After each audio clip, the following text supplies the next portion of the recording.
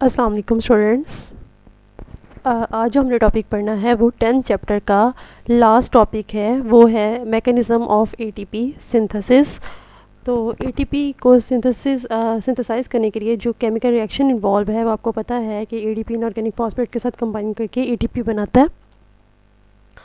अब हमारे पास ये क्वेश्चन था कि इलेक्ट्रॉन ट्रांसपोर्ट चेन की जो पिक्चर है इसमें आप इलेक्ट्रॉन्स जब इससे मूव करते हैं इन इलेक्ट्रॉन कैरियर्स के ज़रिए से, जब इसमें से मूव करते हैं इलेक्ट्रॉन्स, तो किस तरीके से एटीपी इनकी मूवमेंट की वजह से जनरेट हो जाती है।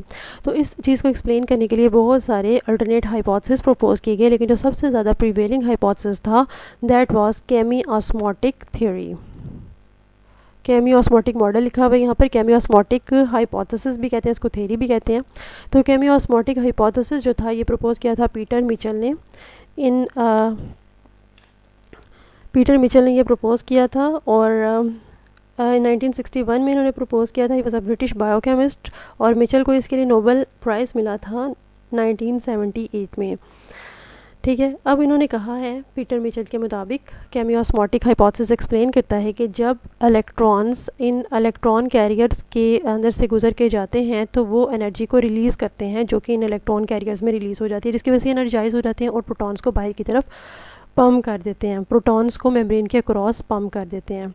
ठीक है, तो जो भी आपको पता है कि ऑस्मोटिक मूवमेंट क्या होती है कि मेम्ब्रेन के अक्रॉस जब मूवमेंट होगी तो वो हमारे पास ऑस्मोटिक मूवमेंट होगी। और चूँकि यहाँ पर केमिकल्स की ऑस्मोसिस हो रही है, इनके प्रोटॉन केमिकल की ऑस्मोसिस हो रही है, इसको केमी ऑस्मोसिस कहते हैं।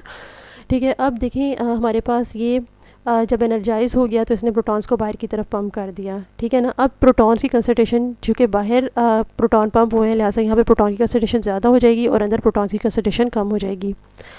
ठीक है, तो बाहर का एनवायरनमेंट ज़्यादा एसिडिक हो जाएगा जबकि अंदर का एनवायरनमेंट हमारे पास लेस एसिडिक होगा। तो पीएच का डिफरेंस आ जाएगा बाहर और अंदर की तरफ, तो पीएच ग्रेडियंट इस्टेब्लिश हो जाएगा और इस पीएच ग्रेडियंट के इस्टेब्लिश होने की वजह से डिफरेंस इन इलेक्ट्रिक पोटेंशियल आ जाएगा, क्योंकि इलेक्ट्रिक चार्जेस का डिफरेंस होता है प्रोटॉन्स की वजह से होता है। तो हमारे पास इलेक्ट्रिक चार्ज का डिफरेंस भी आ जाएगा, बाहर जो है ज़्यादा पॉजिटिव चार्ज इस्टेब्लिश हो जाएगा और अंदर नेगेटिव चार्ज होगा, तो हमारे पास इलेक्ट्रिक पोटेंशियल भी प्रोड्यूस हो जाएगा। जब इलेक्ट्रिक पोटेंशियल बाहर प्रोड्यूस हो जाएगा तो इसकी वजह से हम इसे कहते हैं कि ये प्रोटॉन मोटिव फोर्स है। ठीक है ना, प्रोटॉन्स इकट्ठे हो गए यहाँ पर। ये जो प्रोटॉन्स का इकट्ठा होना है ये एक फ़ोर्स की फॉर्म में है, इसको हम प्रोटॉन मोटिव फोर्स कहते हैं। और ये फ़ोर्स जो है ये हमारे पास एक बैटरी की तरह है कि इस फ़ोर्स को इस्तेमाल करके कोई भी काम किया जा सकता है, एनर्जी प्रोड्यूस की जा सकती है। ठीक है, तो हमारे पास प्रोटॉन मोटिव फोर्स जो है इसको ये क्यों है, because of the electric potential की वजह से यहाँ पर प्रोटॉन मोटिव फोर्स जनरेट हो गई है, प्रोटॉन्स की फ़ोर्स जो है वो जनरेट हो गई है। अब प्रोटॉन्स जो हैं, प्रोटॉन मोटिव फोर्स की वजह से प्रोटॉन जो है जब इसमें से गुजरेंगे तो एटीपी प्रोड्यूस होगी। प्रोटॉन्स का यहाँ पर जमा हो जाना और इनके अंदर एनर्जी का ये इन प्रोटॉन्स की वजह से जो फोर्स है, जो एनर्जी जनरेट हुई है, ये एनर्जी कंजर्वेशन स्टेप है। ये पहला एनर्जी कंजर्वेशन स्टेप है, यानी कि एनर्जी को यहाँ पर प्रोटॉन मोटिव फोर्स की फॉर्म में स्टोर कर लिया गया है।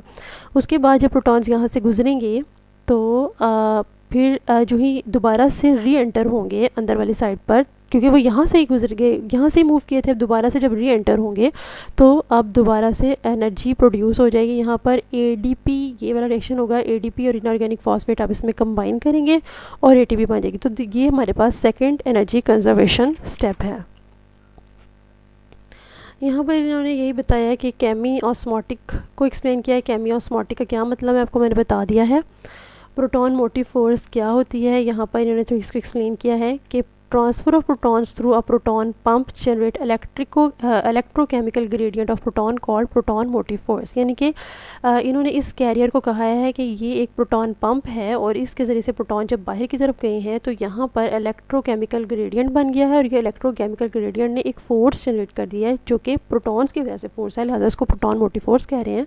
और एक बैटरी के तौर पर काम करती है क्योंकि इससे कोई भी वर्क हो सकता है, इससे एनर्जी प्रोड्यूस हो सकती है। देन हमारी बुक में जो पिक्चर बनी हुई है वो ये पिक्चर है, और इस पिक्चर में इन्होंने क्या दिखाया है कि यहाँ पर इन्होंने ये बैक्टीरिया की प्लाज्मा मेम्ब्रेन दिखाई है, और इसमें ये सारी इलेक्ट्रॉन ट्रांसपोर्ट चेन हो रही है। यहाँ पर NADH2 जो है स्टार्ट में इस्तेमाल होता है वो यूज़ हो रहा है, और इसमें क्या नज़र आ रहा है कि प्रोटॉन्स जो हैं अक्रॉस द मेम्ब्रेन आउटसाइड जो है पम्प कर दिए गए हैं। अब जब प्रोटॉन्स बाहर पम्प कर दिए गए हैं तो इसके नतीजे में बाहर ये भी बाहर वाली सरफेस है, बाहर क्या होगा, इलेक्ट्रिक पोटेंशियल ज़्यादा हो गया और अंदर इलेक्ट्रिक पोटेंशियल कम है। यहाँ पर प्रोटॉन मोटिव फोर्स जनरेट हो गई है, जिसकी वजह से अब प्रोटॉन्स जो हैं जब इस ATP सिंथेटेज से गुजरेंगे, ATP सिंथेटेज को आप ये भी कह सकते हैं, दिस इज़ एडिनोसिन ट्राईफॉस्फेटेज भी कह सकते हैं इसको। जब इसमें से प्रोटॉन्स जब गुजरेंगे तो फिर यहाँ पर ये रिएक्शन होगा, ADP इनऑर्गेनिक फॉस्फेट से कंबाइन करेगी और ATP बन जाएगी। ठीक है स्टूडेंट्स, यहाँ पर हमारे पास ये चैप्टर कंप्लीट हो जाता है। ओके स्टूडेंट्स, अब हमने नेक्स्ट चैप्टर स्टार्ट करना है, 11 chapter utilisation of energy in biosynthetic processes. ठीक है, जो प्रीवियस चैप्टर हमने पढ़ा था उसमें हमने ये देखा था कि एनर्जी को किस तरह प्रोड्यूस किया जाएगा, किस तरह ATP प्रोड्यूस होती है, जिसमें हमने इलेक्ट्रॉन ट्रांसपोर्ट चेन पढ़ी थी। अब हमने देखना है कि एनर्जी को यूटिलाइज़ किस तरह किया जाता है बायोसिंथेटिक प्रोसेसेस में, यानी कि जब कोई चीज़ बनानी हो बैक्टीरिया ने सेल में तो वो ATP को कैसे इस्तेमाल करेगा, एनर्जी को कैसे यूज़ करेगा। ठीक है, तो यहाँ पर इन्होंने बताया है कि एक्सरगोनिक रिएक्शन और एंडरगोनिक रिएक्शन दोनों को आपस में जोड़ने के लिए हमें ATP की ज़रूरत है, जो कि एक हाईली एनर्जाइज्ड मॉलिक्यूल है, हाई एनर्जी कंपाउंड है, और ये क्या करता है, ये एनर्जी का ट्रांसफ़र करता है। ठीक है ना। अब आप यहाँ पर देखें कि हमारे पास ये है एक्सरगोनिक रिएक्शन, जो कि अपने अंदर से एनर्जी को रिलीज़ करता है, यानी कि इस एक्सरगोनिक रिएक्शन के नतीजे में ये क्या बनी है, ATP। एक्सरगोनिक रिएक्शन हमारे पास क्या है, ये ग्लूकोज जब ब्रेक हो रहा है, कोई भी कैटाबॉलिक रिएक्शन जो है उसके नतीजे में एनर्जी रिलीज़ होगी, वो एक्सरगोनिक रिएक्शन होगा, जिस तरह के हमने ये सारे कैटाबॉलिज्म वाले रिएक्शन देखे थे। ठीक है, जब इसे एनर्जी रिलीज़ होगी उसके बाद ये एनर्जी जो है, कोई भी आपके पास एनाबॉलिक रिएक्शन हो जिसमें अपने ATP को यूज़ करना है, तो वो हमारे पास एंडरगोनिक रिएक्शन होगा, बिकॉज उसमें ATP की ज़रूरत होती है। ठीक है, उसमें बॉन्ड्स बनाने होते हैं और एनर्जी चाहिए होती है। जैसे कि ग्लूकोज जो है, ढेर सारे ग्लूकोज मॉलिक्यूल्स आप इसमें कंबाइन करके एक लार्ज पॉलीसेकेराइड मॉलिक्यूल बनाएंगे, तो ये एक एनाबॉलिक रिएक्शन है और ये एंडरगोनिक रिएक्शन भी है, तो इसके लिए एनर्जी की ज़रूरत है, लिहाजा ATP इसमें इस्तेमाल होगी इस रिएक्शन में, और फिर ATP जो है वो इसमें टूट जाएगी जब ये यूज़ हो जाएगी। देन अगेन जो हमारे पास एक्सरगोनिक रिएक्शन है, उनके नतीजे में दोबारा से ये आप इसमें कंबाइन करेंगे और ATP बन जाएगी। ठीक है, इसके बाद इन्होंने एक बात ये बताई है इस चैप्टर में कि प्रोटॉन मोटिव फोर्स, जो मैंने भी आपको थोड़ी देर पहले बताया है, वो ये है कि अक्रॉस द मेम्ब्रेन हमारे पास जब इलेक्ट्रो केमिकल पोटेंशियल प्रोड्यूस हो जाता है, तो वो जो होता है वो प्रोटॉन मोटिव फोर्स जनरेट करता है। वो प्रोटॉन मोटिव फोर्स जो होती है, जब ATP सिंथेटेज से गुजरते हैं प्रोटॉन्स, तो उसके नतीजे में ATP बनता है। ना सिर्फ लाजमी नहीं है कि एनर्जी तभी प्रोड्यूस हो जब वो ATP सिंथेटेज से गुजरे, समटाइम्स प्रोटॉन मोटिव फोर्स एक बैटरी के तौर पे भी काम करती है, और ये क्या करती है कि जब बैक्टीरियल फ्लैजेला की बेस से प्रोटॉन्स जब गुजरते हैं, यहाँ पर ये फ्लैजेला है बैक्टीरिया का, जब उसकी बेस से ये प्रोटॉन्स गुजरेंगे तो ये प्रोटॉन मोटिव फोर्स जो है इस फ्लैजेला की रोटरी मूवमेंट करवाएगी, यानी कि फ्लैजेला अपनी घूमेगा, विप लाइक मूवमेंट शो करेगा। और नेक्स्ट हमारा टॉपिक है utilisation of energy in non biosynthetic reactions. ठीक है, अब हमारे पास ये है कि ATP जो होती है ना, उस जो प्रोड्यूस हुई, अब वो किस तरह इस्तेमाल होती है बैक्टीरिया में। ठीक है, तो बहुत सारी जो ATP होती है ना, वो नए सेल के कंपोनेंट्स बनाने में इस्तेमाल हो जाती है। ठीक है, अब नया सेल का कंपोनेंट क्या है कि जब सेल ग्रो कर रहा है तो उसको अपने नए प्रोटीन्स चाहिए होंगे, नए न्यूक्लिक एसिड्स चाहिए होंगे, नई प्लाज्मा मेम्ब्रेन चाहिए होगी। उसका जब साइज़ बढ़ा है तो उसको मज़ीद प्लाज्मा मेम्ब्रेन बनानी है, तो इन सब को बनाने के लिए उसको एनर्जी चाहिए। ठीक है, इसके अलावा सेल जो होता है ना, वो इंक्लूजन ग्रेन्यूल्स में एनर्जी को स्टोर कर लेता है। जिस तरह की आपको पता है कि एक जो एक्स्ट्रा ग्लूकोज होती है वो ग्लाइकोजिन की फॉर्म में स्टोर हो जाती है, तो ग्लाइकोजिन एक इंक्लूजन ग्रेन्यूल है और इसके अंदर एनर्जी स्टोर हुई होती है। जब ग्लाइकोजिन की ब्रेकडाउन होती है तो इससे एनर्जी रिलीज़ होती है। इसी तरह पोली बीटा हाइड्रोक्सी ब्यूटारेट भी एक इंक्लूजन ग्रेन्यूल है, और इसके अंदर फैट्स जो होते हैं वो इकट्ठे हुए होते हैं, और ये भी हमारे पास एनर्जी रिज़र्व के तौर पर ग्रैन्यूल सेल के अंदर मौजूद होता है। ठीक है, इसी तरह हमारे पास दूसरे कुछ कुछ अब इसके अलावा एटीपी हमें और कहाँ कहाँ पर चाहिए। जो भी हमारे पास कुछ मेटाबॉलिक प्रोसेसेस हैं उनमें हमें फॉस्फेट बाउंड एनर्जी चाहिए, यानी कि एटीपी एनर्जी चाहिए। लेकिन कुछ ऐसे भी हमारे पास काम है जिसमें हमें प्रोटॉन मोटिव फोर्स की एनर्जी चाहिए होती है। जैसे कि जब सेल ने अपनी फ़िज़िकल और केमिकल इंटेग्रिटी को मेंटेन रखना है ना, तो फिर वो फॉस्फेट प्रोटॉन मोटिव फोर्स से एनर्जी को हासिल करेगा। इसके अलावा मैंने को बताया कि जब फ्लैजेला ने मूव करना है, जो कि एक लोकोमोटर ऑर्गेनेल है, तो वो भी प्रोटॉन मोटिव फोर्स के ज़रिए से अपनी मूवमेंट जारी रखेगा और एनर्जी हासिल करेगा। इसके अलावा जो बैक्टीरियल सेल होता है उससे उसके अंदर और बाहर जो आयंस और मॉलिक्यूल्स की ट्रांसपोर्ट होती है उसकी प्लाज्मा मेम्ब्रेन के ज़रिए से, वो भी प्रोटॉन मोटिव फोर्स से एनर्जी लेकर होती है। ओके, उसके बाद हमारे पास ये है कि सेल की फ़िज़िकल और केमिकल इंटेग्रिटी मेंटेन किस तरह रहती है कि जब नए मॉलिक्यूल्स बनाए जाएंगे तो उस तरह सेल की केमिकल और फिज़िकल इंटेग्रिटी मेंटेन रहेगी। देखिए, अब हमारे पास अगर सेल टूट फूट जाता है तो फिर उसे क्या करना पड़ेगा कि उसको नए अपनी प्लाज्मा मेम्ब्रेन बनानी होगी। तो वो किस तरीके से करेगी कि वो नए मैक्रो मॉलिक्यूल्स बनाएगी, यानी कि प्रोटीन एक मैक्रो मॉलिक्यूल है, लिपिड बनाएगी, तो उस तरीके से उसकी फ़िज़िकल इंटेग्रिटी मेंटेन रहेगी। इसी तरह नए न्यूक्लिक एसिड्स और प्रोटीन्स बनना और पुरानों का टूटना, इन सब के लिए भी एनर्जी की ज़रूरत होती है।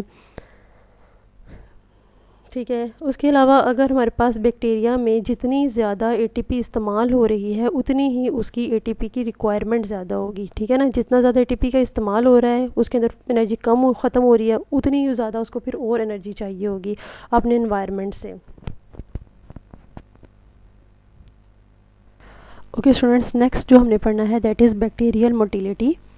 तो बैक्टीरिया में मोटिलिटी जो होती है वो फ्लैजेला के ज़रिए से होती है। ठीक है, और ये बैक्टीरियल फ्लैजेला की पिक्चर है जो कि आपको चैप्टर नंबर 5 में मिलेगी, और ये एक यूकैरियोटिक फ्लैजेला की पिक्चर मैंने ऐड की है इसके अंदर। ठीक है, अब हमारे पास ये है कि बैक्टीरियल फ्लैजेला और जो यूकैरियोटिक फ्लैजेला है इनकी जो मैकेनिज़्म है मूव करने का वो डिफरेंट होता है।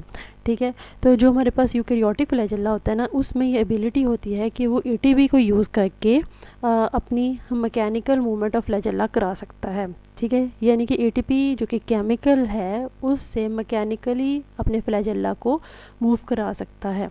ठीक है, यानी कि ये केमिकल एनर्जी को मैकेनिकल एनर्जी में कन्वर्ट कर सकता है। इसके पास ऐसी मशीनरी है जो कि इसको इसमें कन्वर्ट कर सकती है। अब इसके पास कौन सी मशीनरी होती है ये बताती हूँ। इसके पास यहाँ पर इसका क्रॉस सेक्शन करके इन्होंने दिखाया है, तो इसके पास यहाँ पर ये डाइनिन आर्म्स होते हैं, इनके अंदर एटीपीएज एक्टिविटी होती है जो कि एटीपी को तोड़ के एनर्जी को यूटिलाइज़ करेगी ताकि फ्लैजेला जो है वो मैकेनिकली मूव कर सके। ठीक है, तो हमारे पास जो बैक्टीरिया होता है ना, इसके पास कोई भी एटीपीएस एक्टिविटी नहीं होती। इसका जो फ्लैजेला होता है ये बना होता है फ्लैजेलिन प्रोटीन का, और फ्लैजेलिन प्रोटीन के अंदर कोई भी एटीपीएस एक्टिविटी नहीं होती। ठीक है, अब हमारे पास फिर ये किस तरीके से किस चीज़ को यूज़ करके अपनी जो है मैकेनिकल मूवमेंट करेगा, तो ये हमारे पास आपको मैंने स्टार्ट में बताया है कि ये प्रोटॉन मोटिव फोर्स को इस्तेमाल करके अपने फ्लैजेला को मूव कराता है। ठीक है जी, अब हमारे पास आपको पता है कि प्रोटॉन मोटिव फोर्स क्या होती है। प्रोटॉन मोटिव फोर्स जो है ये फोर्स जो कि इलेक्ट्रिक पोटेंशियल और हाइड्रोजन आयन ग्रेडियंट की वजह से प्रोड्यूस होती है क्रॉस द मेम्ब्रेन।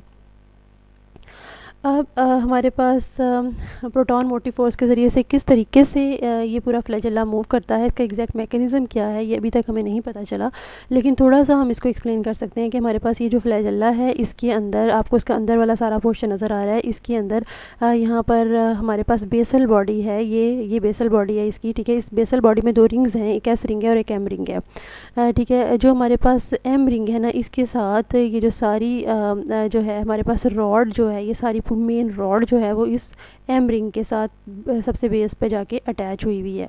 और एम रिंग कहाँ पर है? साइटोप्लाज्मिक मेम्ब्रेन में। ठीक है, और ये एम रिंग के साथ ये जो बाकी की सारी रॉड है बड़ी स्ट्रॉन्गली फिक्स हुई हुई है। ठीक है। और फिर ये एम रिंग जो है जब ये रोटेट करेगी, ये गोल गोल घूमेगी, तो ये सारी की सारी रॉड और फ्लैजेला मूव करेगा। एस रिंग जो है ना वो एम रिंग के ऊपर है, और ये तकरीबन हम कह सकते हैं कि ये सेल वॉल वाले पोर्शन में, और ये रिजिडिटी ये बड़ी सख्ती से इस एम रिंग के साथ सेल वॉल के साथ अटैच हुई हुई है। तो ओवरऑल ये सारा पोर्शन जो है ये रोटेट करता है नीचे से ऊपर तक, और ये सारा फ्लैजेला फिर मूव करेगा।